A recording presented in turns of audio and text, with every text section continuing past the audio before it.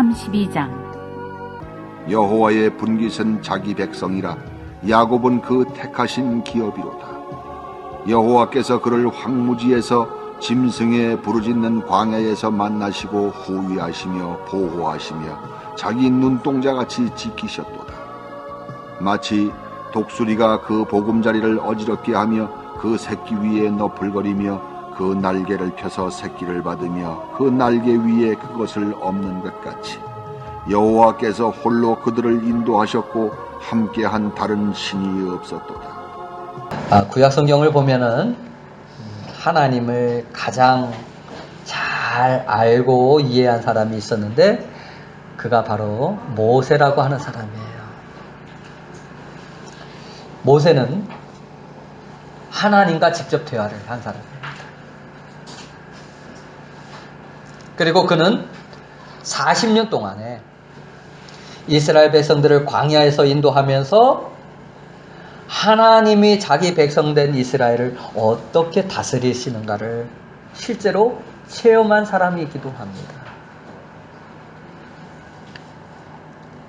모세는 하나님께서 이스라엘 백성들을 강하게 양육하기 위해서 광야에서 연단하셨다라고 이렇게 말씀을 하고 있습니다.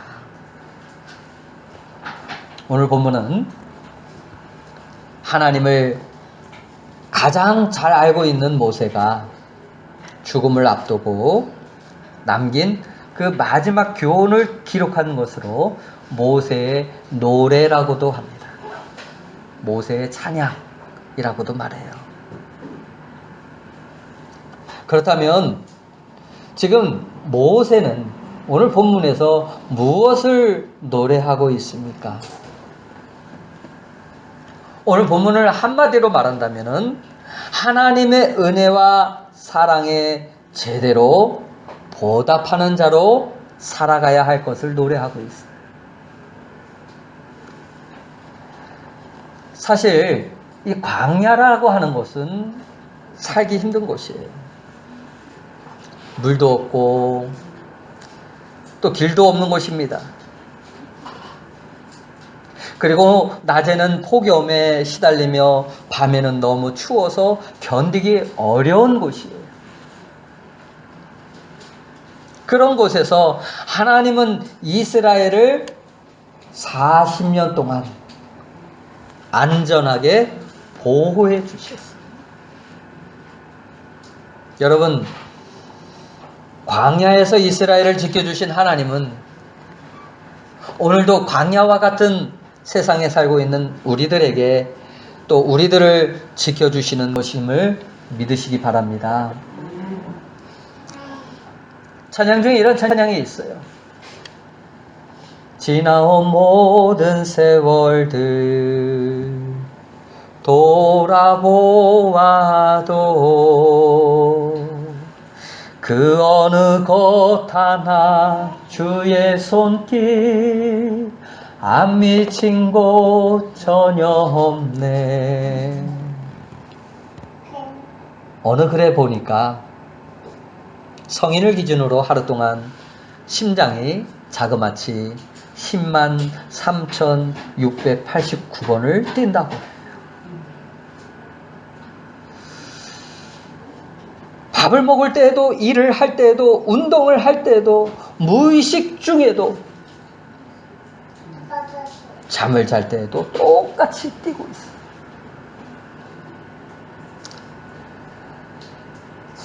또 하루 동안에 23,040번의 숨을 쉰다고 해요. 여러분, 놀랍지 않습니까? 심장과 폐가 어떻게 움직이고 있을까요? 우리는 아무 수고도 하지 않았는데도, 우리는 생각조차 하지 않았는데도 하나님께서 우리의 심장을 움직여주시고 폐를 움직여주시고 우리가 살고 있다는 사실이에요. 먹고 마시는 것, 입는 것, 숨 쉬는 것까지도 하나님의 도우심으로 우리가 살아가고 있습니다. 그런데 모세가 하나님은 우리의 보호자가 되신다는 것을 알려주기 위해서 아주 기가 막힌 표현을 이렇게 오늘 성경에 기록하지요. 10절에 보면 같이 보실까요? 시작. 여호와께서 그를 황무지에서 짐승의 부르짖는 광야에서 만나시고 호위하시며 보호하시며 자기 눈동자 같이 지키셨도다.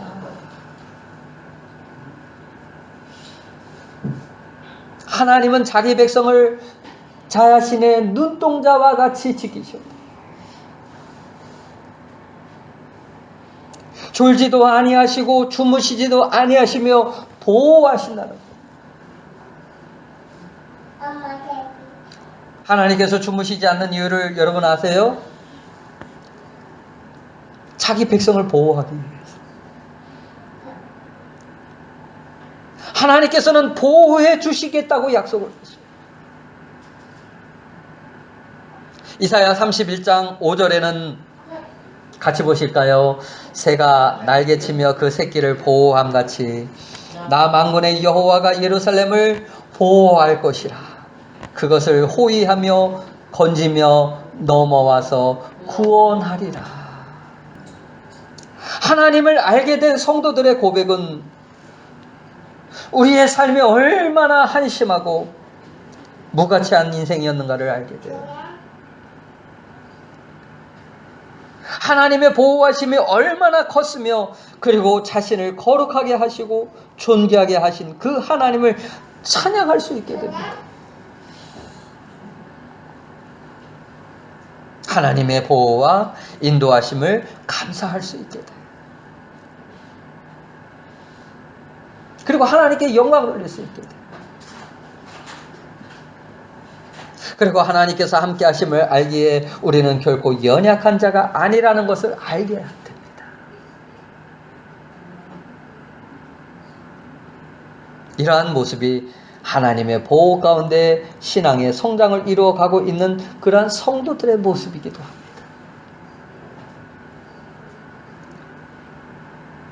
이 일을 위해 모세는 노래를 해요. 하나님이 보호하심을 하나님이 어떤 분이라고 소개를 하고 있나요? 독수리가 자기 새끼를 날개 아래 보호하듯이 우리를 보호하시는 하나님. 누구를 보호하시는 하나님? 나를 보호하시는 하나님.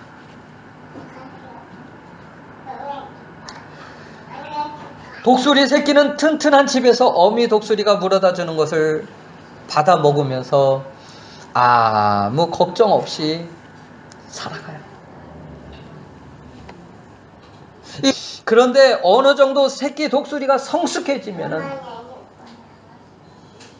그때까지는 하나님의 보호하심과 돌보심이 있지만 이상한 일이 벌어지기 시작합니다. 그렇게 사랑으로 돌보던 어미 독수리가 갑자기 날개를 퍼덕이면서 이 보금자리를 막 흐트러 놓는 거예요. 푹신푹신한 그런 깃털 침대를 전부 다 바깥으로 던져버립니다. 이 사실을 가지고 11절에는 독수리가 그 보금자리를 어지럽게 한다 이렇게 표현을 하고 있습니다. 어지럽게 한다. 흐트러 놓는다. 이 독수리 새끼는 갑자기 변한 그 어미를 보면서 어떻게 될까요? 여지껏 보호해 주셨고 돌봐줬는데 갑자기 이런 일들이 벌어지니까 어떻게 될까요? 어리둥절하게 돼요. 어미가 왜 그렇게 하는지 잘 이해를 못하게 됩니다. 어떻게 해서라도 이 보금자리에서 나오지 않으려고 해요. 하나님도 때로는 보금자리를 어지럽게 하는 그런 독수리처럼 성도들의 삶을 흐트러 놓거나 어지럽게 하시는 그런 경우가 있습니다. 여러분도 한두 번씩은 경험했는지 몰라요. 한 집사님이 계셨습니다. 딸의 권유로 자신이 모아둔 그 돈을 가지고 이제 일본으로 들어와서 집을 사고 장사를 하게 되었습니다. 집사님은 매주 주일이면 몇 번씩 그 전철을 갈아타면서 그 아픈 다리를 이끌고 교회에 오셨어요. 목사님, 가게가 잘 되도록 기도 좀 부탁드립니다. 목사님은 그분의 사업장과 건강을 위해서 열심히 기도해 주었습니다. 그럼에도 시간이 지날수록 가게가 장사가 안 되니까 세금도 낼 수가 없게 되고 결국 이 가게가 경매로 넘어가게 돼요.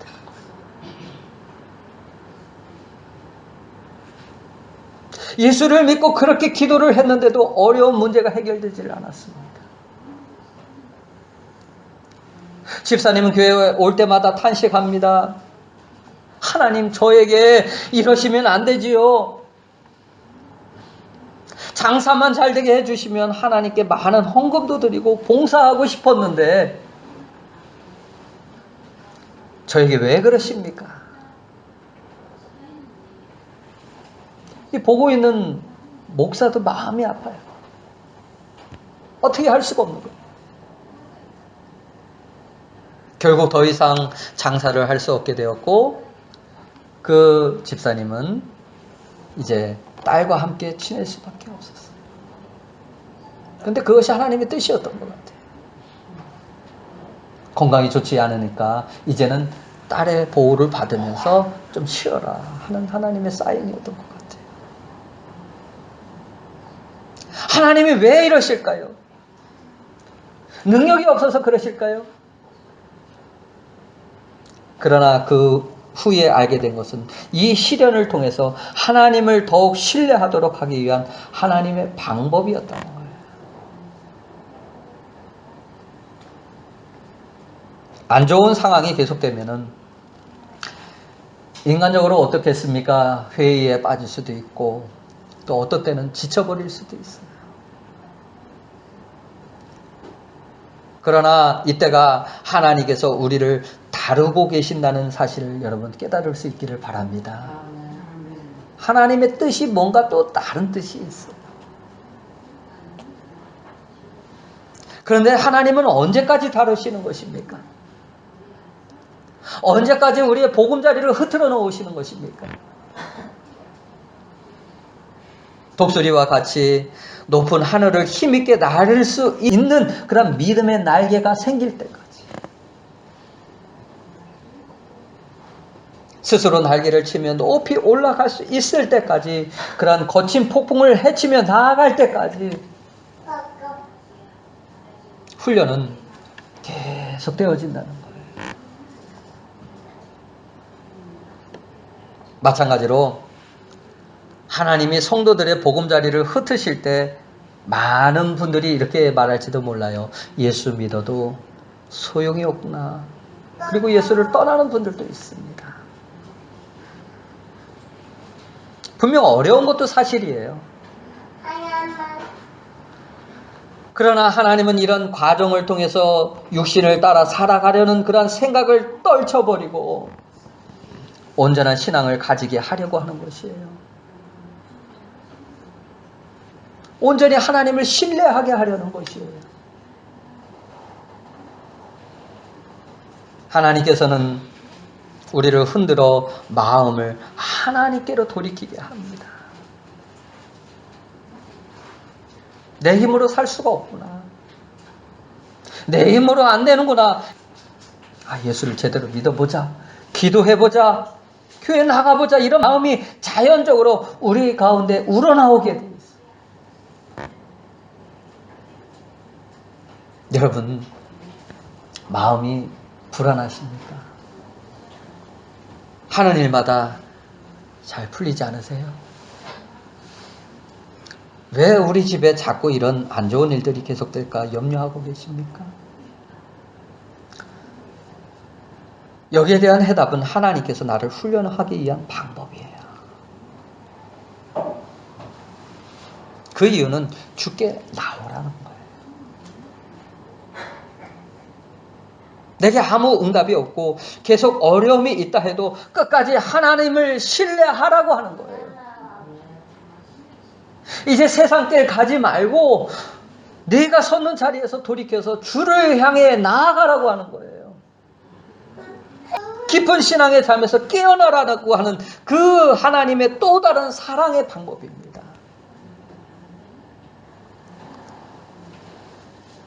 히브리서 12장 8절에 이런 말씀이 있어요. 같이 보시겠습니다. 시작. 징계는 다 받는 것이거늘 너희에게 없으면 사생자요 참 아들이 아니니라. 그런데 새끼가 둥지에서 나오면 이 어미 독수리는 자신의 긴 날개 위에다 새끼를 얹고 높은 곳으로 날아 올라갑니다. 그리고 갑자기 새끼를 인정사정 없이 떨어뜨립니다. 그러면 새끼는 살기 위해 날개를 쳐보지만은 날지 못하고 이제 땅으로 곤두박질합니다. 어미 독수리는 그 모습을 한참 지켜보다가 외면하는 게 아니에요. 한참 지켜보다가 성경에서 그것을 표현하기를 불꽃 같은 눈동자로 그 새끼를 지켜보고 있는 거예요. 그리고 어느 순간 새끼가 땅에 떨어질 때쯤 손살같이 내려가서 힘있게 날개로 그 안전하게 새끼 독수리를 받아요. 어미 독수리가 몇 번이나 이 훈련을 반복하는지 알 수는 없지만은 한 가지 분명한 사실은 새끼가 자기 힘으로 나를 수 있을 때까지 계속 한다는 거예요. 하나님께서 종종 이것과 흡사한 방법으로 우리를 다루시는 경우가 있습니다. 어떻게 보면은 좀 잔인하기까지도 해요. 그러나 어미 독수리가 새끼를 땅에 부딪혀 죽도록 내버려 두지 않듯이 하나님께서 우리가 망하도록 방관만 하시지는 않는다는 거예요. 고린도전서 10장 13절에는 이렇게 말씀합니다. 같이 보시겠습니다. 사람이 감당할 시험 밖에는 너희가 당한 것이 없나니 오직 하나님은 미쁘사 너희가 감당하지 못할 시험 당함을 허락지 아니하시고 시험 당할 즈음에 또한 피할 길을 내사 너희로 능히 감당하게 하시느니라. 새끼를 떨어뜨리려는 그 어미 독수리의 시선은 새끼에게서 떠나지를 않습니다. 이와 같이 하나님의 눈동자는 우리를 바라보고 계셔요. 때로는 우리의 보금자리를 흔들어서 떨어뜨리면서 하나님의 자녀로 만들어 가시는 이 모든 것이 어떻게 보면 사랑이요 은혜인데 정작 우리는 어떻습니까? 그것이 정말 사랑일까요? 생각하지 못한다는 거예요. 꼭 자기 입에 무엇으로 채워지고 자기 손에 쥐어지는 것이 있을 때 비로소 사랑을 말하는 그런 수준은 아직 어린아이의 수준이에요. 성숙하지 못한 그런 수준입니다.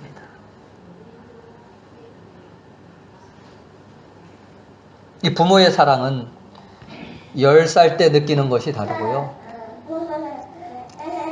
또 결혼해서 아이를 낳을 때 느끼는 것이 다르고요.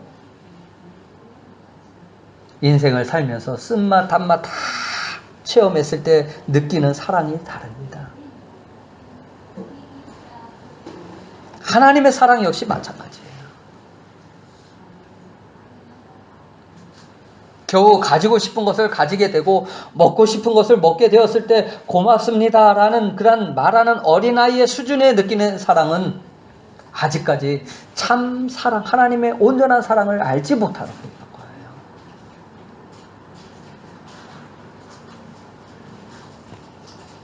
그러나 한 가지 분명한 사실은 그러한 훈련 속에서 사랑에 대한 느낌이 달라지는 것만큼 은혜 또한 깊어지게 됩니다.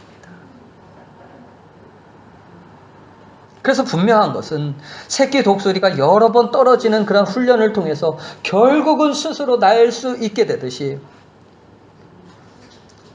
우리 역시 고통과 역경을 수없이 거치는 그런 과정을 통해서 스스로 날 수 있는 그런 믿음의 날개가 생긴다는 거예요. 우리가 잘 아는 바와 같이 믿음이라는 것은요, 한순간에 금방 자라거나 아니면 완성되는 것이 아니에요. 갑자기 금식을 하고 철야 기도를 하면 믿음이 쑥 하고 자라는 것이 아니에요. 믿음이라는 것은 어떻게 보면은 이 새끼 독수리가 날개를 치며 날아가는 것과 비슷해요. 수많은 반복과 연습이 필요합니다. 날개에 힘이 생기려면 시간이 필요하고 연단이 필요하듯이 믿음 역시 우리에게 있어 시간과 연단이 필요합니다.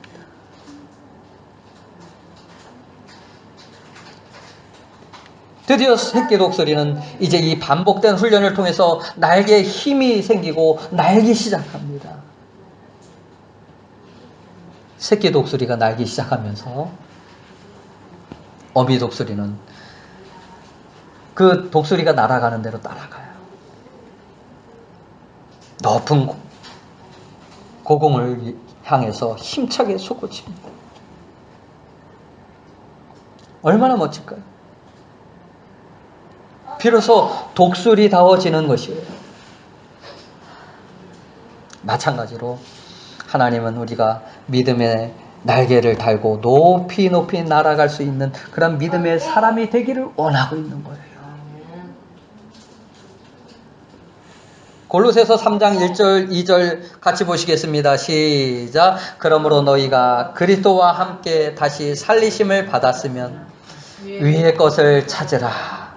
거기는 그리스도께서 하나님 우편에 앉아 계시느니라. 위의 것을 생각하고 땅의 것을 생각하지 말라.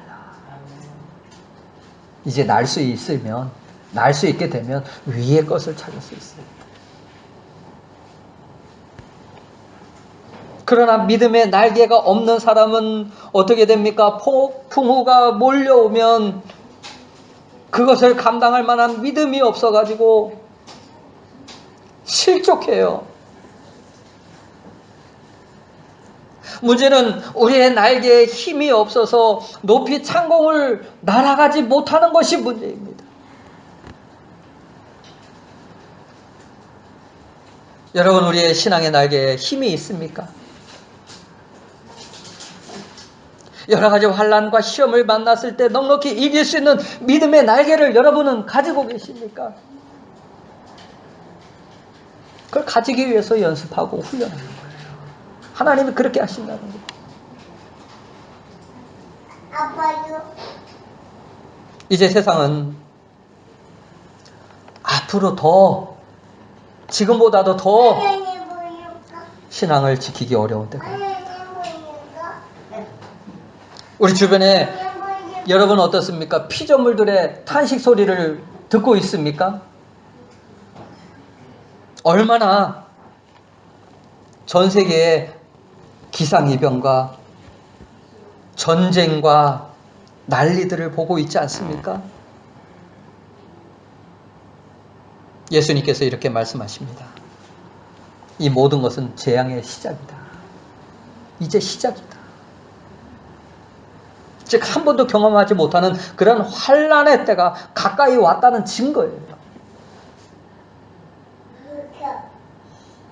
문제는 우리에게 강한 믿음의 날개를 갖지 못하면 그런 환난의 때 실족할 수밖에 없고 넘어질 수밖에 없고 넉넉히 이길 수 없게 된다는 거예요. 그때를 위해서 하나님은 우리의 믿음의 날개를 갖기 하기 위해서 훈련하시는 거예요. 마태복음 11장 6절에 보니까 누구든지 나로 말미암아 실족하지 아니하는 자는 복이 있도다. 우리도 이와 같은 그런 높은 경지를 날고 싶지 않습니까? 그러므로 우리에게 어려운 문제가 반복된다고 해도 여러분 실망하지 마십시오. 나에게 문제가 생긴다 해도 실망하지 말고, 기도거리가 생겼구나.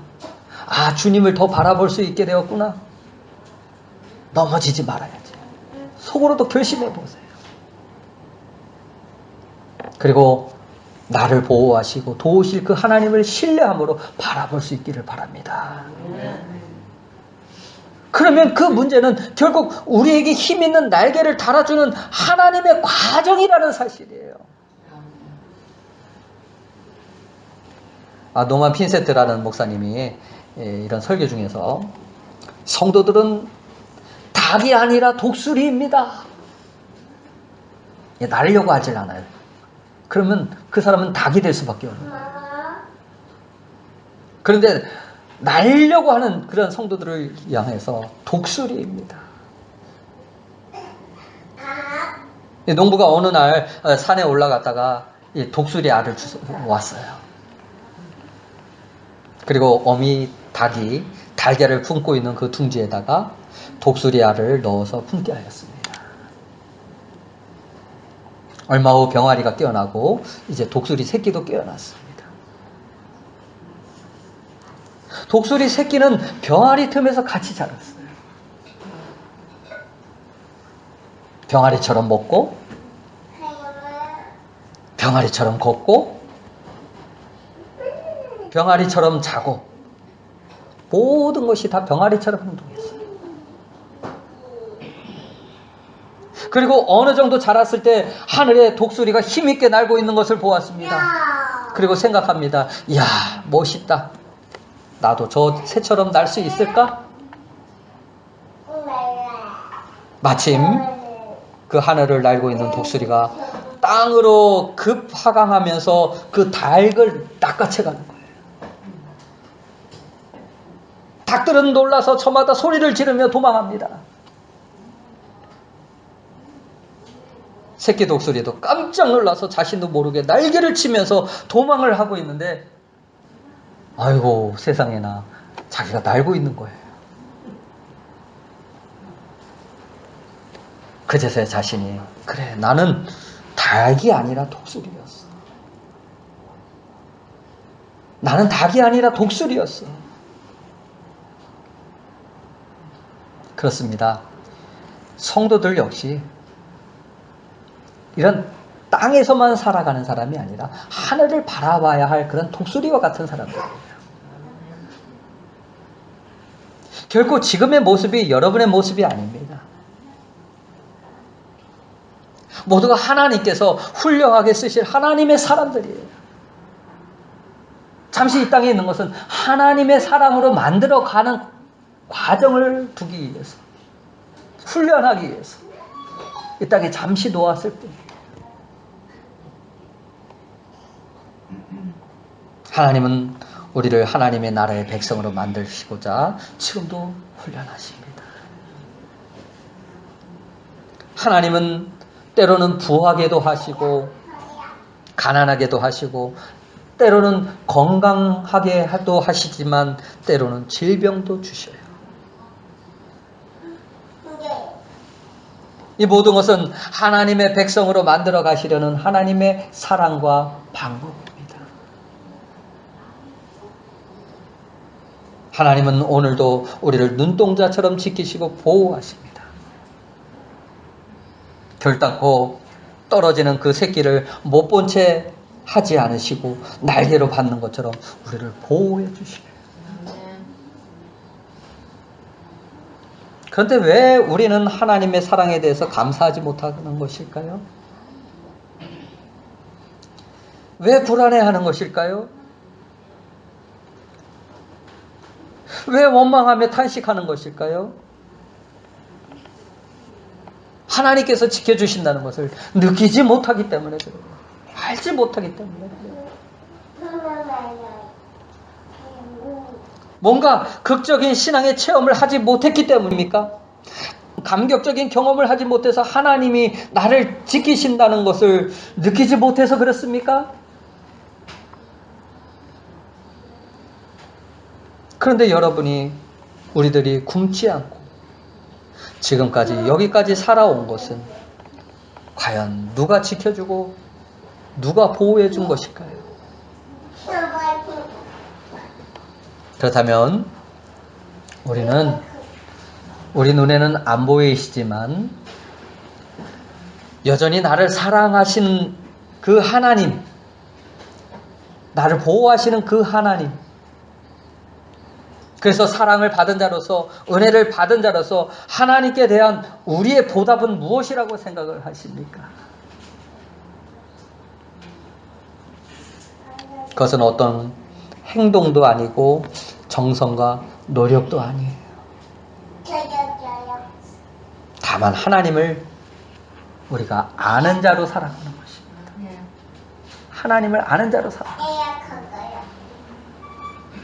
그리고 하나님은 나를 만드시기 위해서 지금도 일하신다는 것을 알고 그것에 대해서 감사하고 살아가는 것, 이것이 바로 하나님께 대해서 보답하는 거예요.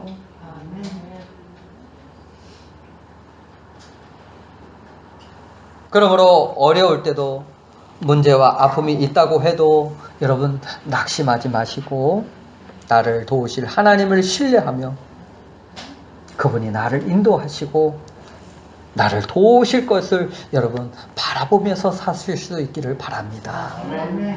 모세와 같이 신실하신 하나님을 그래서 찬양할 수 있기를 바랍니다. 그래서 독수리와 같이 날개를 펴며 뛰어가고 또 피곤치 않고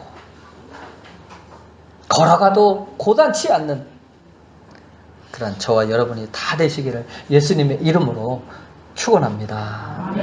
우리 함께 같이 기도하시겠습니다. 기도하실 때 주여 우리가 독수리가 날개치며 올라가가 같이 그런 신앙의 모습을 우리가 소유할 수 있도록 축복하여 주시옵소서. 하나님 뜻대로 살아가는 삶이 되어지게 하여 주시옵소서. 이제 하나님은 우리 신앙 가운데서 낙심하거나 절망하거나 아버지 하나님 원망하는 삶이 아니라 하나님께서 인도하여 주시고 하나님께서 도우실 것을 바라보며 하나님의 인도하심을 기다리는 그러한 성도들 되어지게 하여 주시옵소서. 우리 함께 같이 기도하시겠습니다. 고마우신 우리 주 아버지 하나님 감사드립니다.